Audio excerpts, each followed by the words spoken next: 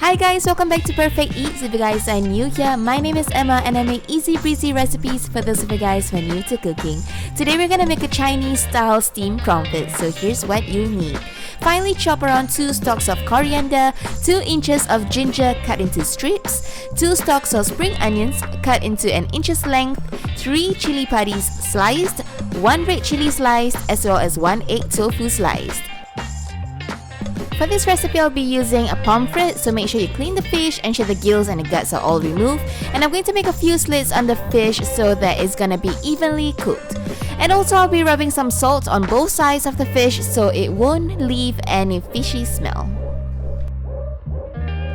I'm arranging the ginger slices on a heat-proof dish, then I'm laying the fish on top, followed by all of the sliced ingredients: the spring onions, chili padis, chili, and egg tofu. Now it's time to add a generous amount of sesame oil, 2 tablespoons of soy sauce, drizzle some fish sauce, as well as some shaoxing wine. Now it's time to steam the fish. Now as a gauge, steam it for around 15 to 20 minutes, and really it all depends on the size of the fish. Now you can always test the doneness of the fish by using a skewer.